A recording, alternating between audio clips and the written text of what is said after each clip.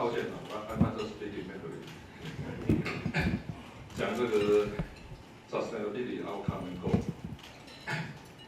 2018年我到那个欧洲议会发表一个演讲，在那个演讲里面讲了一个很重要的概念，就是普世价值，就是说我们在政治上我们到底相信什么？这普世价值就在这个上面写的democracy, freedom, diversity, openness, rule of law, human rights, care for underprivileged and sustainability. In 2018, I delivered a speech in the EU Parliament, and the important concept I tried to convey was universal values. In politics, what values do we believe in? And I believe these universal values are as was presented on the slide here: democracy, freedom, diversity, openness, rule of law, human rights, care for underprivileged, and sustainability. 对普世价值的信仰，是我们这个政党最大的特色。前几年我还记得，今年4月我到美国的时候，我就跟美国的政治高层官员讲说，如果我们要相信普世价值，为什么你会认为中国永远不会有民主自由？所以对普世价值的信仰是我们这个政党最大的特色。Belief in these universal values is what makes our party unique and different. In April, as I traveled to the United States, I talked to the U.S. high-level officials, and I told them, if we all believe in universal values, then there is no reason why we cannot believe that democracy will one day appear in China. 台北市是全台湾第一个通过净零排放自治规则的城市。它的一个理念，不管作为一个现代化城市或现代化的国家，它必须与世界接轨。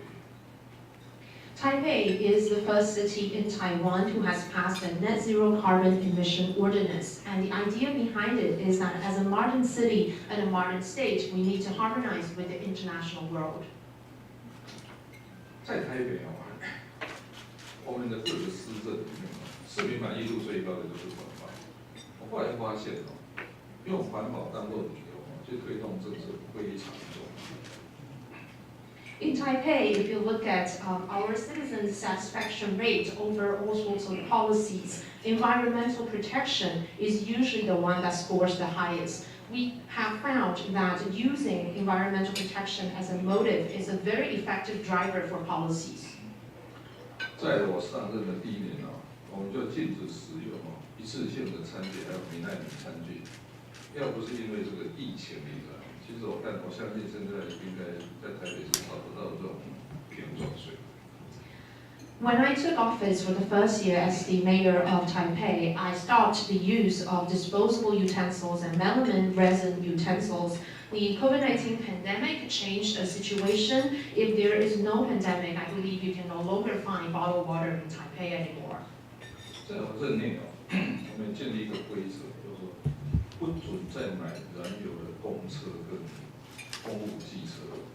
那它的目标就是在2030年以前，我们台北市所有的公共汽车，我们有3500辆公共汽车，还有整个我们台北市政府所拥有的汽车，全部要改成电动车。During my tenure as the mayor of Taipei, I also have mandated that fuel-powered buses and publicly owned motorcycles can no longer be purchased. Our goal is that by 2030, all the 3,500 buses and all the motorcycles owned by the city government can no longer be fuel-powered. 那另外一个，我对整个环境的保护相当重要。关于这个垃圾怎么处理的还有一个建立一个循环经济。我跟大家讲全台湾第一栋所谓的循环经济的建筑，就是在南港机场上面那个社会住宅，那个有1400户，它就是一个它的建成就是预计在50年或70年后，当它拆掉的时候，全部变成所以循环经济也是我们台北市政府在我任内的时候一个很重要的政策。When we talk about environmental protection, another very critical point would be waste management and creating a circular economy. The first fully circular building that's built in Taiwan is the social housing unit in Nangang, where there are 1,400 housing units. And in the next 50 to 70 years, when these houses are ready to be dismantled, all the materials can be reused and recycled and disposed of environmentally. 所有这一些都是一个概念，就是台湾必须与世界接轨。如果我们要成为国际社会的一份子，我们就要去试验国际的规则。So all of these policies were promoted, driven by one common theme, and that is Taiwan needs to be harmonized and aligned with the international rules. Because if we want to be a member of the international community, we need to adapt to global trends. 从这个统计数字上看起来在整个贸易量欧盟当然最多是中国的，中国东南亚10国，再来是美国、日本，欧洲现在是排第5名。Here are some statistics in terms of trade value between Taiwan and other countries. China, of course, is the biggest, followed by the Southeast Asian countries, the United States and Japan, and Europe. The EU is currently the 5th largest trading partner of Taiwan. 如果看贸易量它是第5位，但是如果算 foreign direct investment， 就是国外对台湾的直接投资，欧盟占了全台，就是说来自国外投资1/4，这是最大的，甚至是美国的2倍。When I say EU is Taiwan's 5th largest trading partner, I'm talking about the trade volume. But if we look at FDI, Europe is Taiwan's largest source of FDI, which amounts to 2 times of the FDI coming from the United States. 所以这个地方还是要谢谢这个没有想到欧盟的国家在台湾有这么多的投资。所以这也是什么理由？我们特别会跑来这里跟大家吃午餐。So we would like to thank the EU investors and entrepreneurs for investing so much in Taiwan, and that is why we are here to have this luncheon with you. 大概是这样的我想大家最关心的还是能源台湾还是在未来还是要尽力的增加这个再生能源。但是有一个问题恐怕我们在这边先讲一个概念，科学跟宗教不一样的地方就是宗教有它不能改变的东西，但是科学是说，如果你有新的设计，可以改变。I know that the topic that's dear to everyone's heart here is energy. In the future, Taiwan needs to ramp up our share of renewable energy. However, there's one issue here. Now, before that, I want to talk about the difference between science and religion. When you talk about religion, there's something that cannot be changed with the religion. However, with science, as new evidences come along, we can change according to the new evidence. 这也是我对核能的态度。事实上，我对核能在经过3岛里、车洛比，还有这个东京的311核子事件，核能在全世界安全性是有提高。但是你要是问我说它绝对安全吗？我还是认为它有一定的风险。只是说台湾必须在好处跟 cost 跟 benefit 当中，还是要做一个务实的取舍。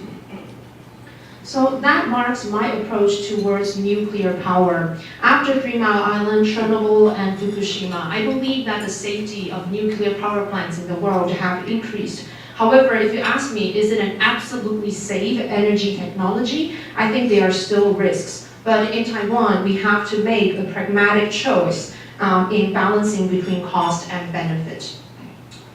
那固然再生能源还是我们的目标，但是在再生能源，如果我们要强迫它很快的速度达到我们要的目标，我们就才有可能去废掉核能。但是我也觉得不需要为了要废掉核能，然后把我们整个再生能源的这种计划做得太仓促。Our goal, of course, is to pursue renewable energy. However, we have to first be able to accelerate the development of renewable energy within a short period of time before we can really phase out nuclear power in a total. So I don't think it is fitting to promote nuclear power, to promote renewable power in such a pace just because we want to phase out nuclear power. 我们就是因为要求在2025年要停止核能的使用，所以变成我们整个再生能源的进度要很快。但是问题当我们要求再生能源的进度很快的时候，就出现了很多的问题。It's because that we have already set the goal of stopping all nuclear power use by 2025, that we have to fast pace the development of renewable energy here in Taiwan. But as we fast pace renewable energy development, we are encountered with so many issues.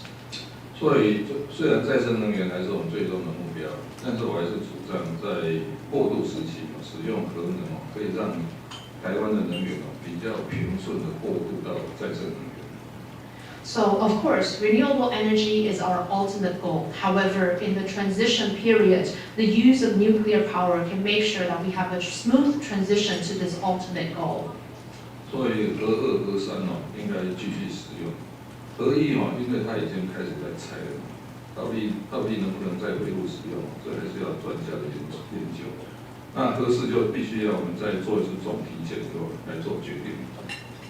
So I believe we need to continue to use nuclear power 2 and power plant 3. And for nuclear power plant number 1, because the decommissioning has already started, we need expert evaluation before we can determine if continued use of this plant is possible. And for nuclear power plant number 4, once again, we need to have an overall health checkup before we make any decision. 不过不管怎么样2050年净零碳排放还是整个台湾国家经济发展的目标。只是说，我们如果以一个比较务实的方法来达到这个目标，这是我们要去思考的。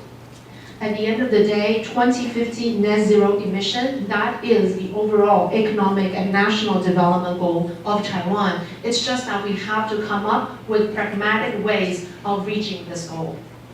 所以我觉得整个国家的政策其实就遵守3个原则 ：rational、pragmatic 跟 scientific。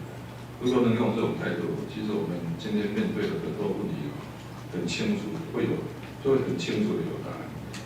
I believe in development of national policies, we need to base on 3 principles: rational, pragmatic, and scientific. And when we develop our policies based on these 3 principles, we will find answers to many questions. 所以 ，green energy 固然是一个目标。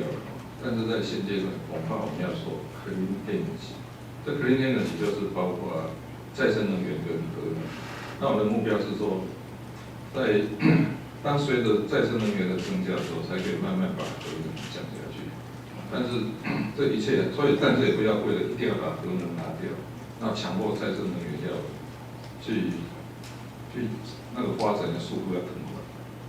So green energy is our goal, but at the current stage, I'm afraid we can only say clean energy. And clean energy means renewable energy and nuclear power. And as we increase the amount of renewable energy we can generate, we can decrease the amount of nuclear energy. However, it shouldn't be made that way, that in order to remove all the nuclear energy, that we are forcing renewable energy to fill up the gap. 那既然电力是整个经济甚至是民生的基础，所以维持电力的稳定性是一个 top one priority 的事。Electricity is key to industrial development and social needs, so it's our top 1 priority to ensure stable electricity supply.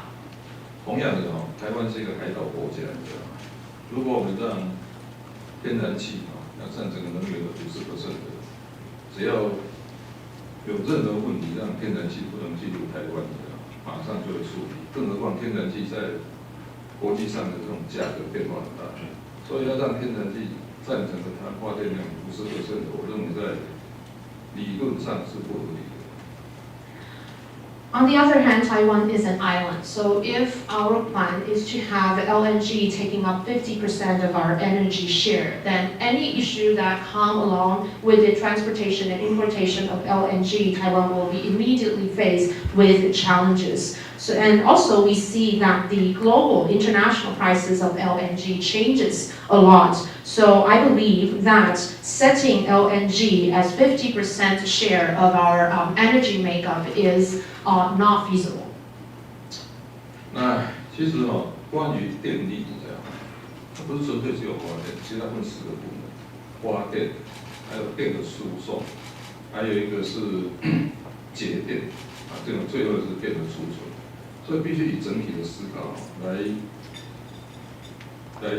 必须以全面来思考电的问题。我觉得我们在过去花太多时间在思考电的产生，事实上其他三样也是重要的事项。When we talk about electricity policies, we need to think of 4 aspects included in it. These are generation, distribution, conservation, and storage. We have to make comprehensive plans based on these 4 pillars. And in the past, we spent too much time thinking only about generation, but these 3 other pillars are equally important. 我们希望在10年内台湾的电动车跟充电桩都要增加5倍以上。但是，如果这些电动车它用的电还是使用烧煤炭，那这个电动车就没有意义。所以，如何使用可利电的技术，这还是一个很重要的思考。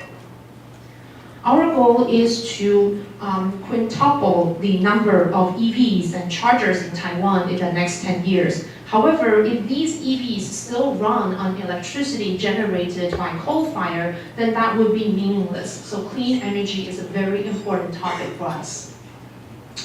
那我想在座都非常关心台湾跟大陆的关系。就我过去举办过8次的台北、上海双城论坛，还有办过2017年4大运动。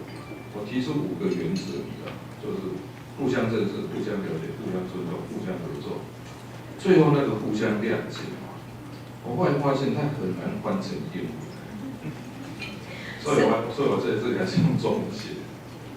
So another topic that I know is dear to your heart is cross-strait relations, the relationship between Taiwan and mainland.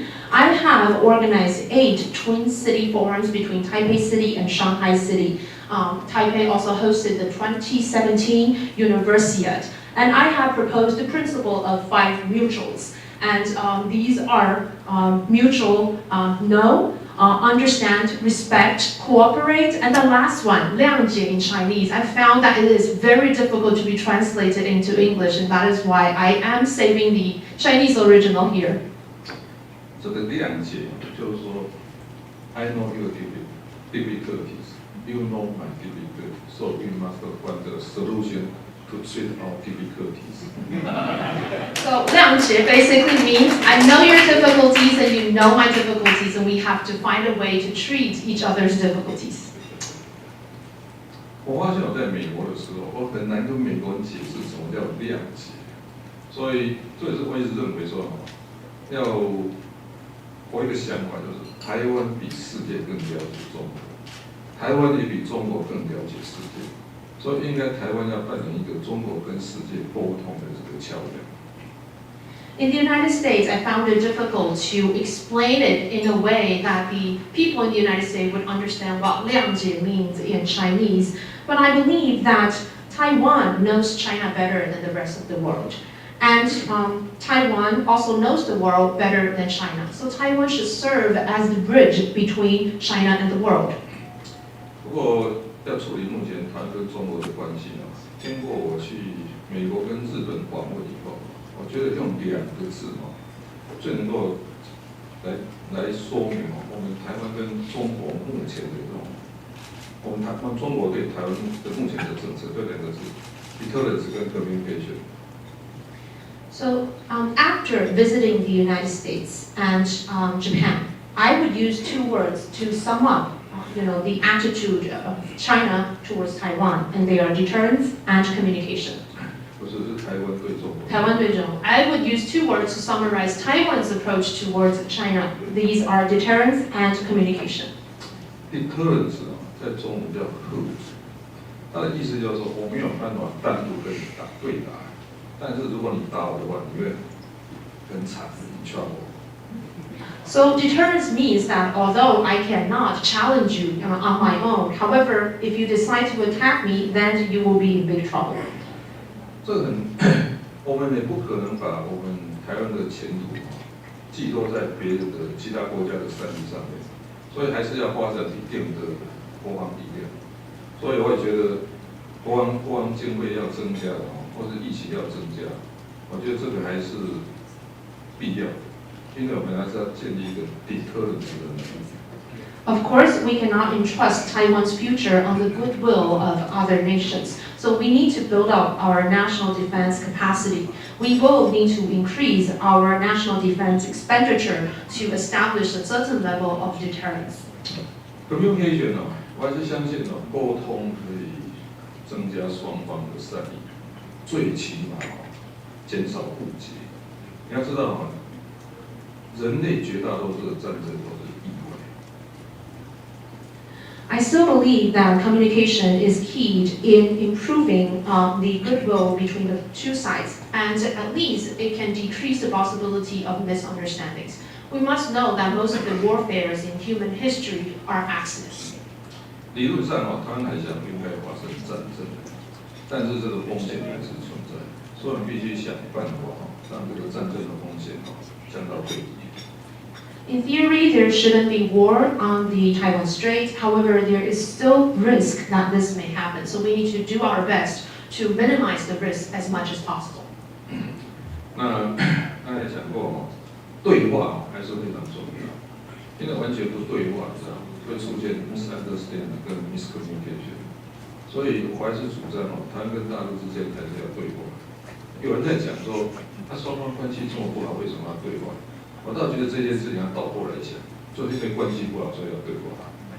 Communication and dialogues are critical because they can reduce misunderstandings and will not create miscommunication. So we must have dialogues between Taiwan and China. Some people may question, now that the relationship between Taiwan and China is not so good, why should we have communication? Well, I would say that it's exact opposite. It's because we don't have the relations that we need to communicate and have dialogues. 台湾跟大陆的交往还是要分顺序的如果是文化上的交流、运动上的交流，那这个当然双方都比较没有冲突。那能够在这个基础上再开始谈经济上的交流，经济上的交流或合作。那政治上的讨论在现阶段我也觉得有困难，不过还是依序来上在将来才比较有机会谈到最后的问题。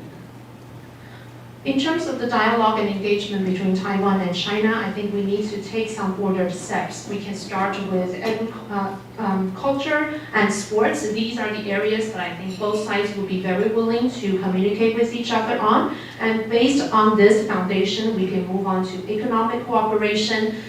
In terms of politics, I think at the current stage, this will be a more difficult topic to approach between the two sides. However, we still need to take those initial steps before we can think about the possibility of reaching this final topic.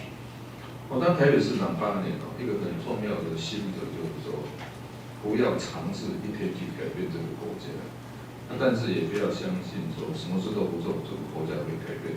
所以处理两岸关系其实就是一个字 step by step。I served as the mayor of Taipei for 8 years, and one thing that I have learned is that don't imagine that we can change the world or change the nation in one day. However, we should not think that by doing nothing, this nation can be changed. So when we talk about cross-strait relations, that key word that I believe in is step by step.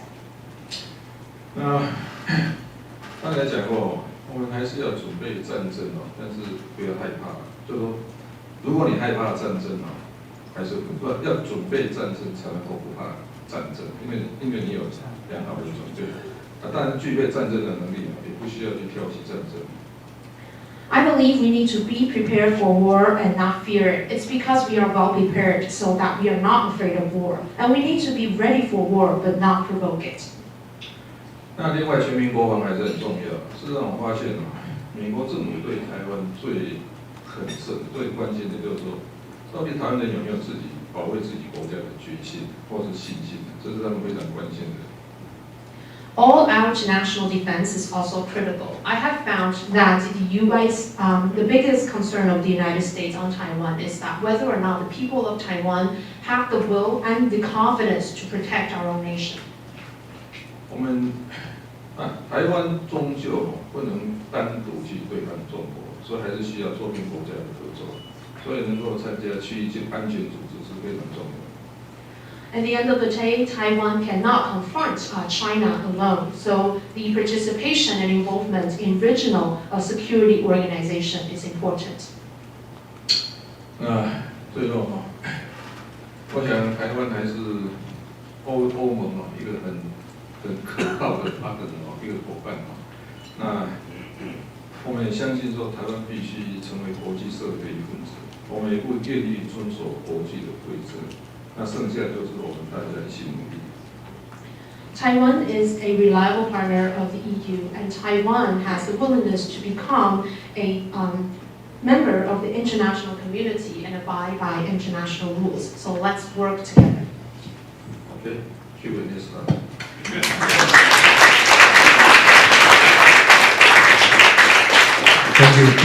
Thank you for your very brilliant presentation, Dr.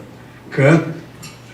Chairman Ke, I now would like to invite some of you to ask questions. Though many questions may have already been addressed by the presentation, I still believe that can go through more details, can elaborate more on specific topics. So who is the first to ask questions? Jason.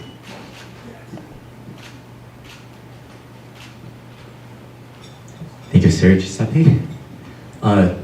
主席珊珊跟那个秘书长，好，非常欢迎你们今天来欧洲商会。那我今天是代表欧洲商会教育委员会要问一个问题，因为我们今年的白皮书跟去年的白皮书，都有提到，就是我们的政府，现在因为用英文的这个能力不够，那我们今年甚至加的是希望政府的各个不同的部门，因为它不同的职能，能够有不同的培训。那台湾现在外国人不到1%，那如果我们真的要能够解决这些问题，要能够走向世界，好，想请这个主席看，我们如果您当总统的话，那我们这个问题究竟怎么一步一步的去实现呢？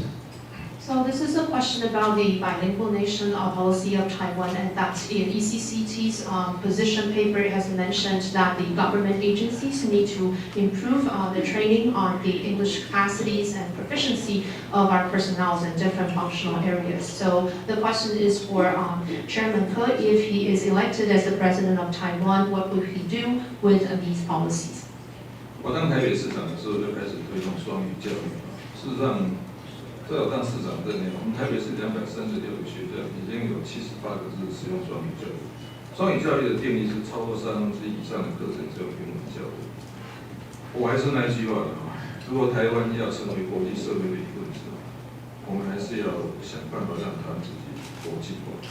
但是国际化里面一个很重要就是双语教育。所以这样如果是当有幸当台湾总统的，我会跟在全台湾跟台北市一样推动双语教育。 When I was the mayor of Taipei, I promoted bilingual education in Taipei schools.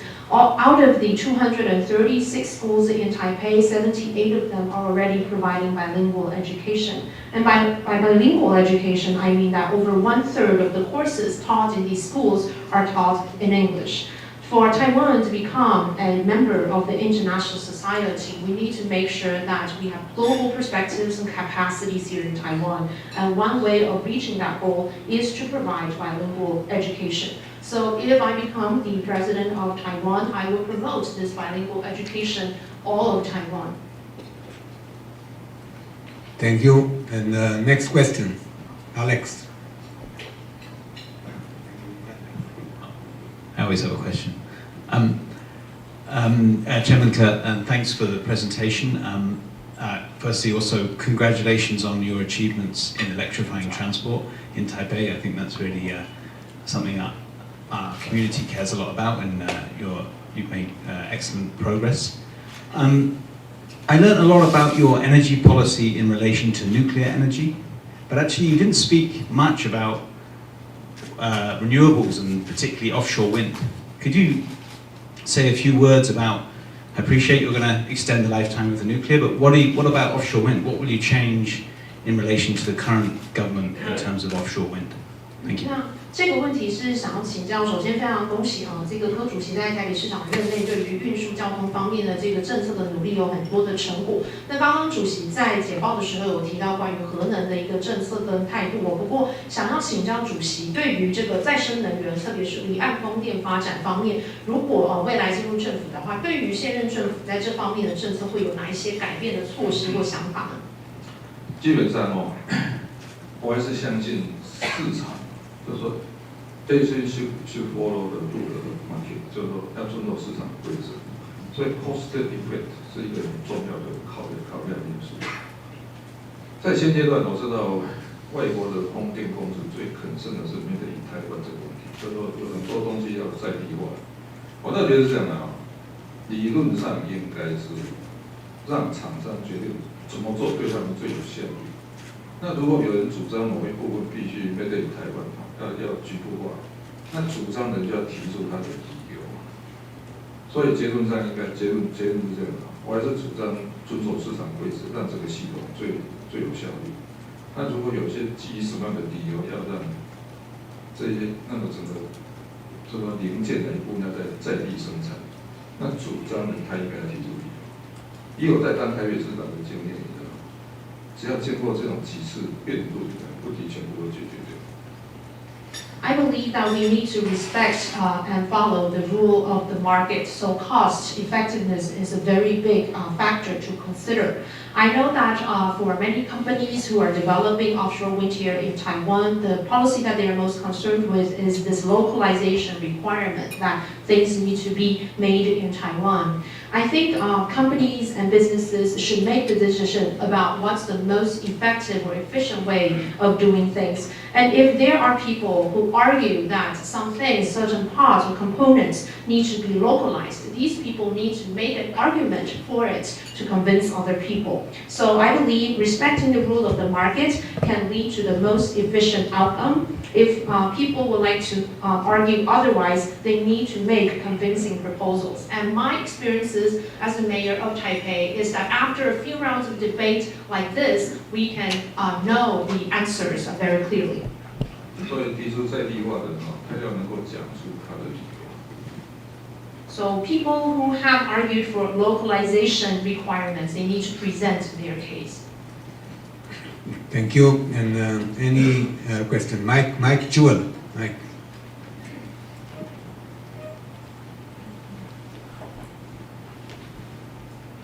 Thank you, Dr. Kerr, for your excellent presentation today. I've actually got two questions. So, one which Giuseppe isn't expecting. So if I may start with this. It's widely recognized that Taiwan faces a major gap in talent. Something like 90% of companies are short of the talent that they need to be able to run their businesses.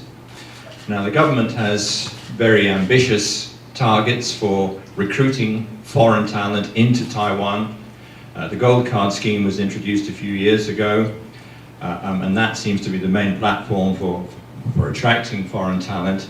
I would ask you firstly, how effective is the current policy? And secondly, what would be your, what additional policies and strategies would you introduce to overcome the problem of talent? 在这边其实我有两个问题哦，这个想要讲的就是我们知道台湾现在有人才短缺的问题，大概90%的企业都有缺工的这个情形。政府呢也提出了非常积极有野心的计划，希望能够吸引外籍的人才，包含几年前所推出的就业金卡方案，希望能够透过这个平台来吸引外籍的人才。我想请教，首先，柯主席认为就业金卡这样子的计划，或是政府目前吸引外籍人才的政策是否有效？那第二就是柯主席若上任总统的话，会有什么其他额外吸引人才的方案跟政策呢？第一点我是相信市场规则的，所以我认为对于这种台湾缺工的问题，最简单的方法就是开放外劳市场，但是要课人头税。就是说开放外劳市场，能够按照不同的职业别课人头税。那事实上是要调整那个每年调整那个人头税，自然就会控制这个每个产业这种外劳的人数。所以回答你的话是这样的我觉得台湾还是我们要让整个国家更像企业。所以说没有理由政府看起来就要很怎么讲 stupid 的我们是觉得说，为什么我们政府不可能变得很 smart， 很 edgy， 很联网，其实为什么看起来都很 stupid？ 所以我要直接讲了，我们最重要是让政府能够像，也许新加坡政府这个一个模范。所以回来的话就是说，如果你对这种就业金卡有不满意的地方，那你觉得哪个地方需要改进，你把它列出来，我们就去把它解决掉。我一直认为的政府会比业界更了解市场，所以政府常常在做什么事情都会失败。所以这种情形下，是政府一定会成功，就是解决业界的困难。你有什么困难帮你解决掉，这个通常会得到最高的满意。I believe in the rule of the market, so I believe that the way of solving this labor shortage or talent shortage here in Taiwan is to open up our market for foreign laborers and talents. However, according to different professional classes, we would charge duties or tariffs based on the headcounts. And every year, as we adjust the tariff or the duties that are subject to, we can control the number of these foreign laborers and talents working in Taiwan. I think the Taiwanese government needs to work more like a company or an enterprise. And there is no reason why the government needs to look stupid. There is, every reason why we should look smart and agile. So maybe, for example, the Singaporean government can be a model. So if anyone has any concern or question about the gold card employment platform, then you can list the deficiencies that you think there are, and as a government, we can try to solve these issues and problems. Because I believe it's the companies that know the industry and market the best. So the only way that a government can succeed is to solve the problems and issues encountered by companies. Thank you. And another question. There are two questions there. We start from the lady first, behind you. And, please introduce yourself. The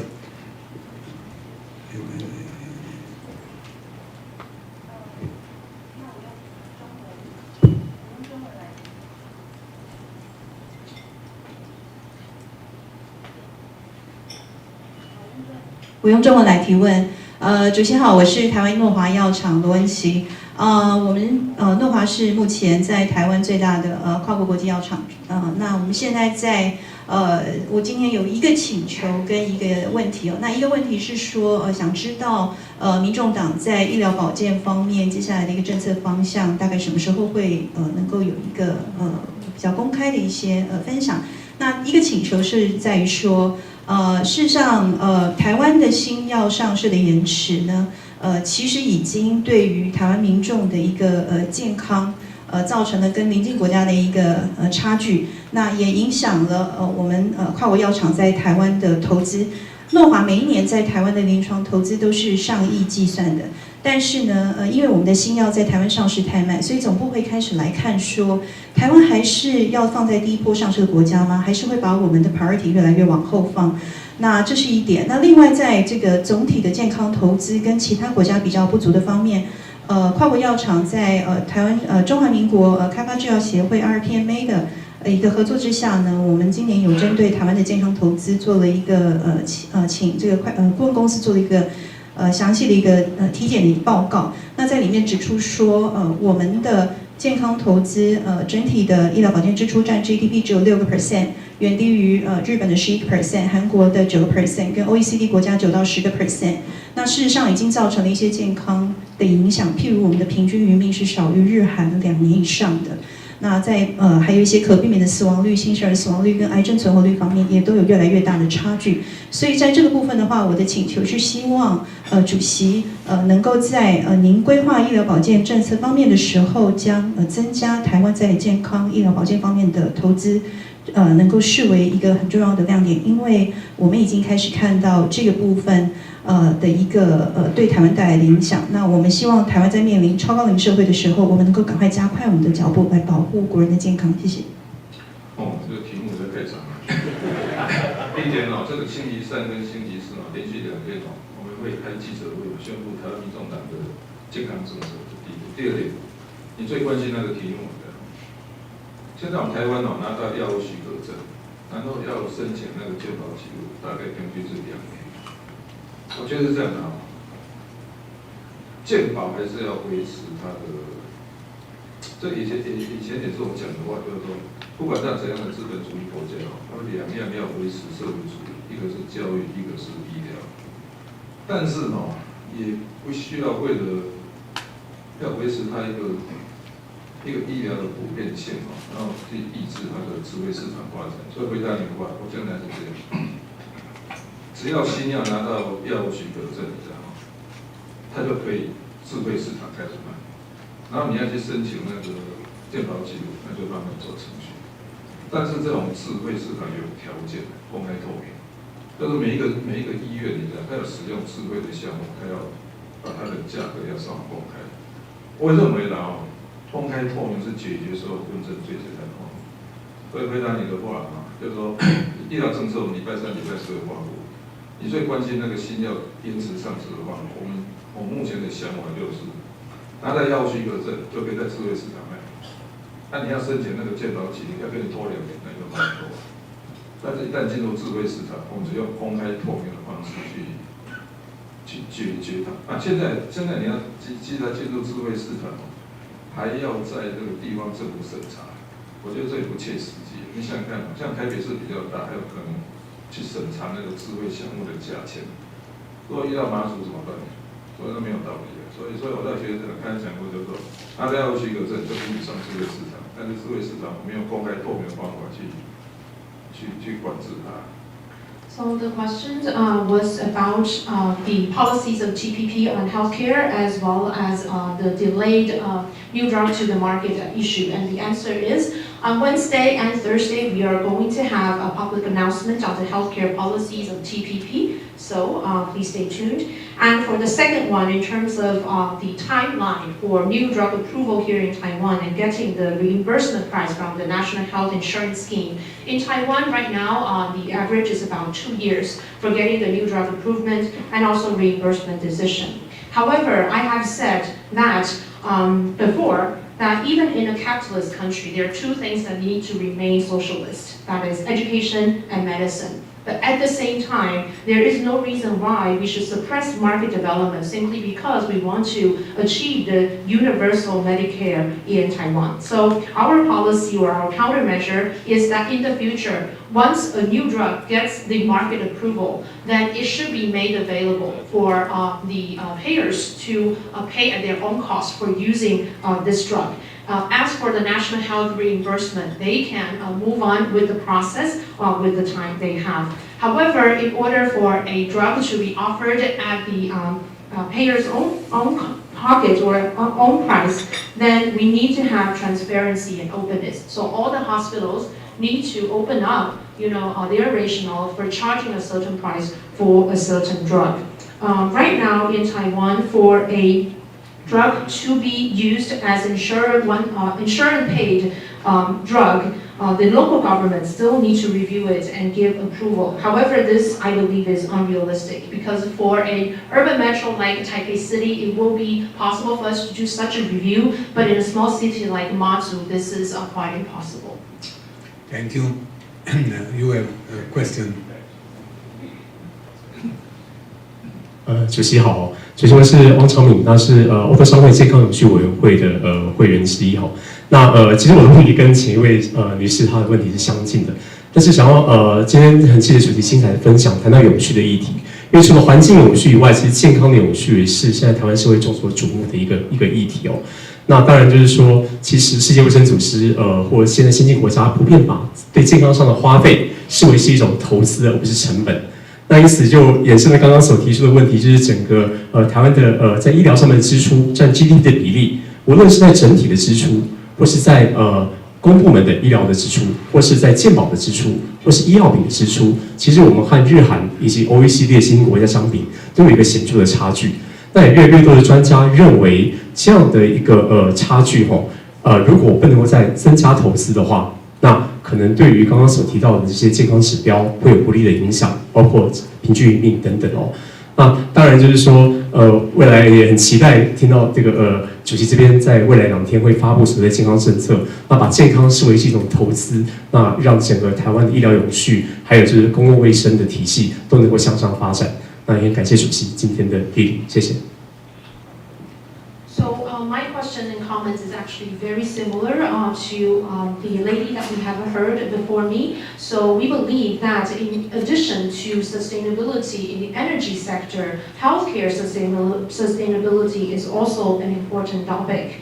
Right now, in the WHO and in emerging countries around the world, people are now considering health expenditure as an investment, not as a cost. So in Taiwan, just like what we have said, if we look at the overall healthcare expenditure, health expenditure in the public sector, in our national health insurance program, and in drugs, we can see that there is a gap between Taiwan's expenditure in these areas compared to other neighboring countries such as Japan and South Korea, that we are lower in terms of the share of our healthcare expenditure in our overall GDP. And if we don't ramp up the investment in this area very quickly, then this will have a detrimental effect to different health indicators of Taiwan, including life expectancies. So once again, I would like to say that thank you for considering issues in this area, and we look forward to hearing the new healthcare policies announced by the TPP. 小英总统上任的时候，医疗卫生支出占 GDP 的6.2，那到去年大概达到6.6。那事实上，在这6.6%的里面，健保支出实际上只占3.3%的，其他就是智慧市场啊，还有一些公共卫生的。那当然，韩国大概已经是8.6%，接近9%，日本是11%的。所以关于台湾的医疗问题啊，我是更广泛的讲医疗卫生问题，其实有一个很重要的问题的一个缺点就是我们给的钱不够。那当然是这样的因为这里很多记者。我跟大家讲我当医生的时候，30年前我当医生的时候，我们在台大医院可以领很低的薪水，但是很认真的工作，是因为台大医院给我们无上的荣耀。可是今天你没有办法再跟年轻人说，为了一个光荣，那你可以领很低的薪水来工作，太困难了。你想想看这也是为什么现在根本每个医院都缺护理师的。它因为很简单你这个是市场决定的钱，你那个薪水低那个是无感。所以回答你的话呢我们目前整个台湾的这种公共卫生的成绩都比日本、韩国低，包括这个平均寿命这个产妇死亡率，其实我们都够过。真正的原因就是钱不够啊。我们有什么理由 GDP 6.6% 的国家要跟那个日本11% 的国家一样没道理。但是这样医疗卫生支出要增加大概8% 的是最新的目标，只是说要从6.6一直上升到8%，在过程当中哪一个要先增加，哪一个先做后做。我也不赞成说不要乱开支票，也不可能说当总统第2年就占8%的，不会。目标是8%的，但是要1年慢慢增加。在过程当中哪些要优先做，这个我们都有想过。When President Tsai took office, she announced that the health expenditure of Taiwan as a percentage of our GDP was 6.2%, and last year that number rose to 6.6%. Out of this 6.6%, the NHI, National Health Insurance Scheme, accounted for 3.3%, and the rest goes to other market measures and public health expenditure. We know that in South Korea, that share of health expenditure to GDP is about 9%, and in Japan it's 11%. So when we talk about all these issues and problems in Taiwan's healthcare and public health, I think it all comes down to one reason, and that is insufficient funding.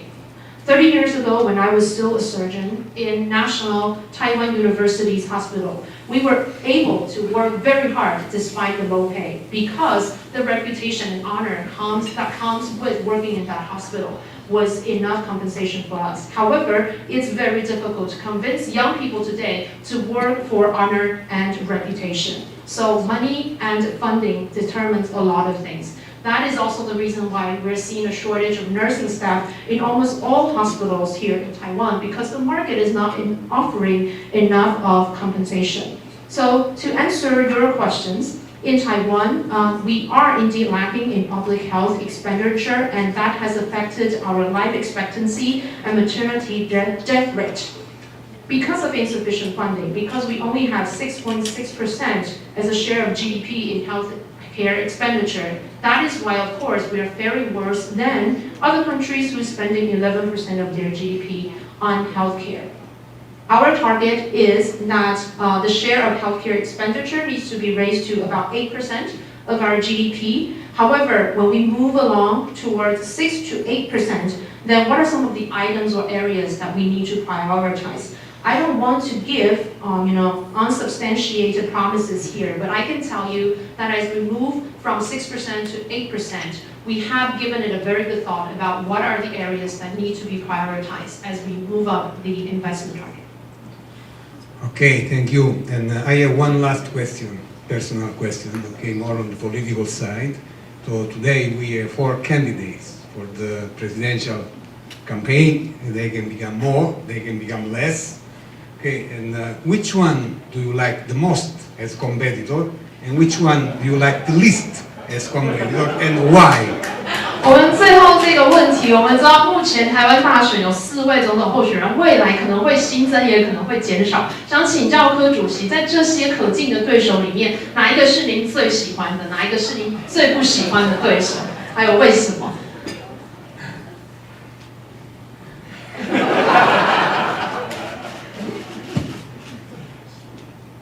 我喜欢不喜欢没有用啊，台湾人民喜欢不喜欢才是决定因素啊。不过我觉得这样啊，每个人都有他的优点跟缺点啊。但是不管谁当选啊，他都必须继续在这个世界存活下去。所以，我倒觉得这样啊，我们一个心态就是说，不管在选举前怎么竞争，选举后我们都会想办法让台湾成为一个比较和谐的、和谐团结的国家，这大概是我的想法。So my preferences is not the point. The point is what's Taiwanese people's preference. I think everyone comes with their own strengths and weaknesses. And no matter who's elected at the end, I think Taiwan needs to continue to survive in this world. So my belief is that before the election, we put on a good fight. But after the election, we will work together to make Taiwan a more harmonious place where everyone works in solidarity.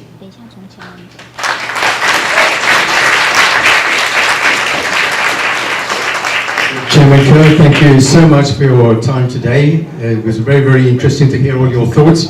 We have prepared, in anticipation of your electoral win, we have prepared a bottle of champagne for you. Fine European product. 我们期待这个柯主席高票当选，所以事先准备了这个香槟。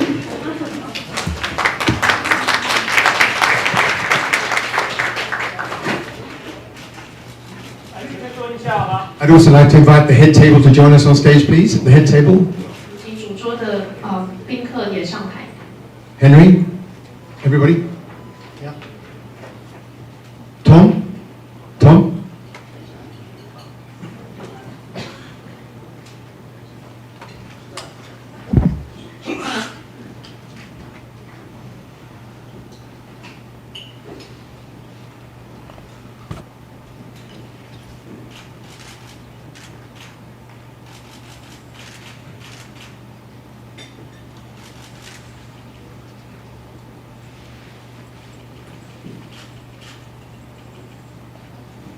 Thank you very much. Thank you so much for coming today. 谢谢。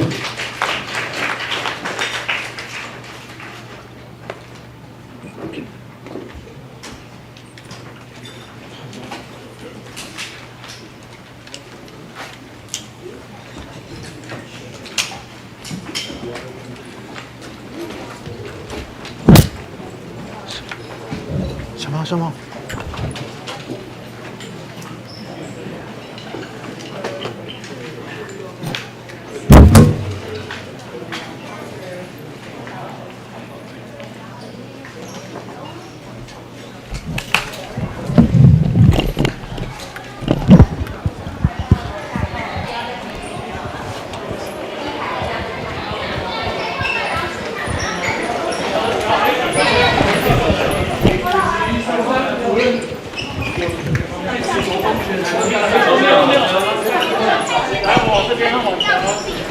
镜头小心哦，小心哦，小心哦！来，这边有装，小心，小心，小心，小心，小心！好，我们要走了，我们要走了，我们到这边就好，我们到这边就好，好不好？谢谢，谢谢，感谢联盟，我们再讲话。好，谢谢。你可以讲一下人头税的部分，那您的政策记者会什么时候才要公布？没有了，没有了。礼拜三，礼拜四。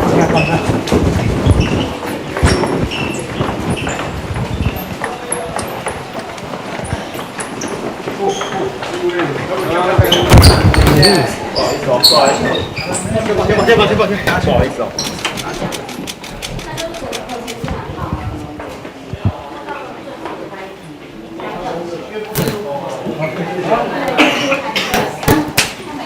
哦，春哥有爱的力量，果然不一样。爱的力量，就是。